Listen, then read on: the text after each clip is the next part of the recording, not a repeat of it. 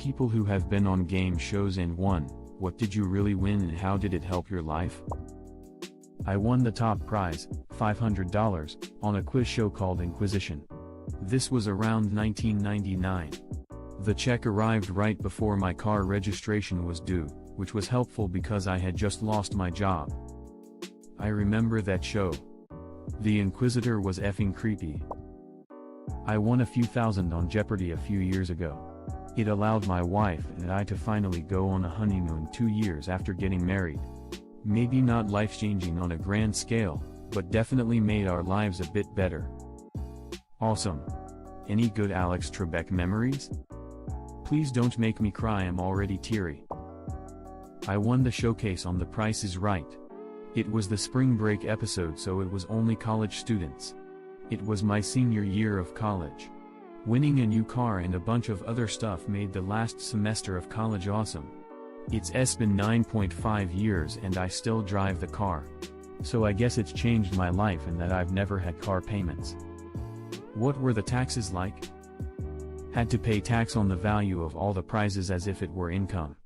Luckily I hit $1 on the big wheel and a nickel on my bonus spin and won enough cash to cover taxes. Lamau, damn you lucky. Well, instead of getting a bunch of free money, you get a bunch of free money. That's true for cash prizes, but for non-liquid rewards like cars you still pay taxes on the monetary value of the prize. However, since you can't just give 30 to 40% of a car to the IRS, this means the recipient has to pay the taxes out of pocket. For a lot of game shows this is actually enough to mean they can't accept these big, exorbitant prizes. Edit, user John Ziskin pointed out something which I wasn't clear on. You still get money if you can't afford to pay the tax on something / don't want it and would rather just take the money, so it's not like you lose out on everything by getting priced out on taxes. Reddit link. Usually you win cash on top of the car though. Many people also sell the cars the win and just take the cash value minus the taxes owed. As a side note, that is mainly true in the USA. In most other countries, Western at least, the tax is paid on the other side of the competition. I won $125,000 on Who Wants to Be a Millionaire about 20 years ago. After taxes, I still had about $80,000. I paid my car off, got a computer, was able to quit a full-time job I hated and take a more enjoyable part-time job, and went to college. Now I work at a job I love that I wouldn't have if I never got a college education. R.I.P. Regis. My mom and I went to The Price is Right and my mom got called down, got on stage, and won her game. She did not win her wheel spin unfortunately.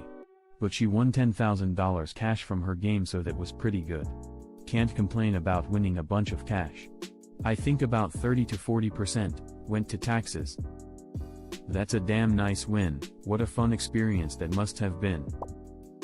When I was 10 I correctly guessed the weight of a pumpkin and won a packet of giant cabbage seeds. I never got round to planting them.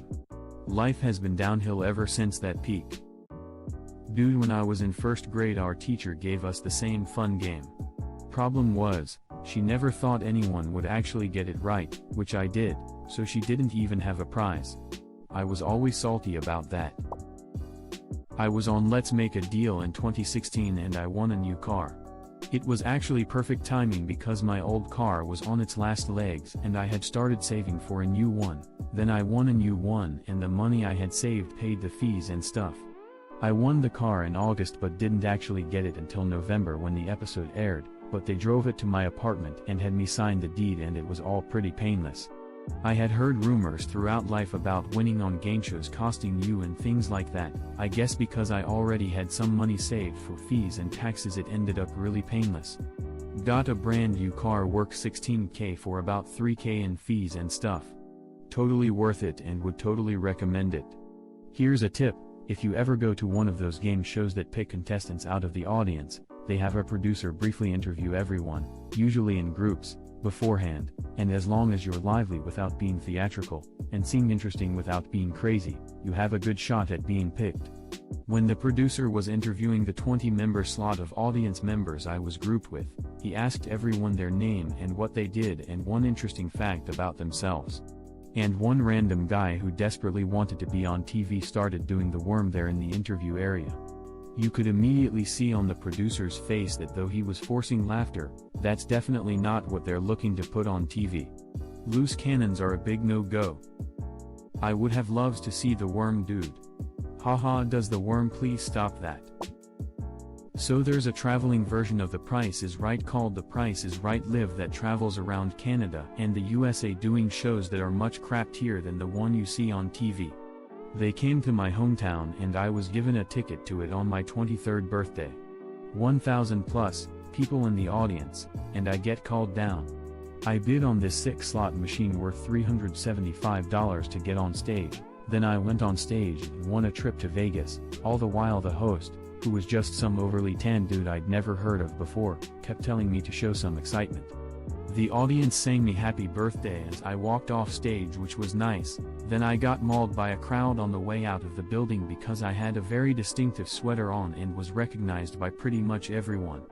Well, the trip to Vegas was really just $1,000 in Travelocity dollars, and I was given the choice of the Travelocity money or an $800 check. I took the $800, which felt really underwhelming. Oh, and I didn't even get to keep the slot machine I bid on to get on stage, which was what I really wanted. I used that money to buy a laptop. The end. $800 is $800. You also went through a pretty cool experience, emo. My grandmother was queen for a day. It's an older game show. She won a new living room set. Pretty nice for the times. She won a new living room set. Sounds like the ideal grandmother prize. I won $15,000 on Millionaire, with Meredith, not Regis. I kept $11,200. I had to wait 4 months for the episode to air and another month after that to get paid. Went to England and did a few smaller travel things with it, and then used it to rack up as little debt as possible in grad school. I will forever call it Who Wants to Be a Millionaire and not just Millionaire. I don't remember the amounts that you stay at if you lose after a certain question, but how high did you go? Did you use your lifelines up quickly? Did your buddy not cheat to help you? Did you miss on an easy enough question because you were under pressure?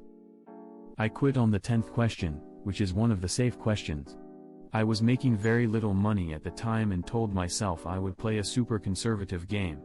I used my first lifeline early because I was nervous, used another to play it safe, and used my last one on the question I quit on. They had discontinued phone a friend right before I went on. Otherwise, my brother probably could have figured it out. Not a game show. I rang the bell on the sledgehammer game at a country fair. The girl I was on a date with was impressed. Still married after 35 plus years. I mean, it did win you something. Not really a game show, but for those who remember Bozo Circus, I got to play the grand prize game, every Midwestern child's dream. How did it help my life? For every bucket you hit, out of 6, you get a bunch of toys/gifts. I think I got to bucket number 4 or 5, they're much smaller in person, and we drove home with a car full of toys, games, and Bozo hot dogs. As a child, it was pretty epic. Won $700 getting a question right on a radio call-in show. My parents gave me $100 of it and kept the rest. At the time I was annoyed. As an adult looking back, it was because we were flat broke. $100 was an insane amount of money to a 12-year-old in the 90s, and the rest went to crazy things like us being able to eat. So overall, not too bad. Oh, and when I was 20 I got to stand in a glass tube as a bunch of store vouchers for my local mall zoomed around me, and anything I caught I kept. Shoved them all in my shirt and walked away with a few hundred worth. Years ago called into a radio show and won 2 tickets to a cruise through the Bahamas. Only seconds later to be told it was strictly for couples 25 and up. Was extremely disappointed, was like 19 or something, and never understood why. You were not old enough to buy the timeshare, which is the only reason anyone gets a free cruise to the Bahamas. Won on a radio game show. 2 tickets to a festival I couldn't attend and headphones worth a grand total of your $7.50. Life hasn't been the same since. I bet people even recognize you on the streets now.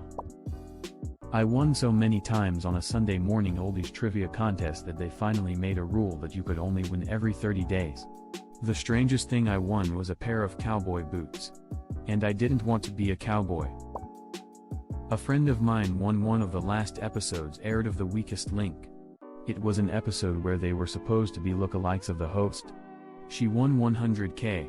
She was wanting to be able to stay home with her kids, and this allowed her to do that. She homeschools her 6 kids now and is just such a happy, sweet lady. This will get buried, but I won Wheel of Fortune 2 years ago. I won $67,000. After taxes it ended up being about $52,000. I paid off all my debt, went to Disney, bought some new furniture for the house and paid cash for a car. Still have about 20K sitting in savings. It was absolutely phenomenal. It had always been my dream and I still can't believe it happened. An old friend of mine was a contestant on Where in the World is Carmen Sandiego on PBS way back in grade school. He won a trip to Hawaii. For his family. Hardly life-changing. Still kind of cool. Thanks for watching.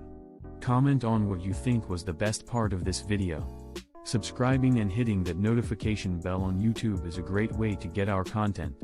You can also watch it on Facebook. A link to our page is in the description. See you soon.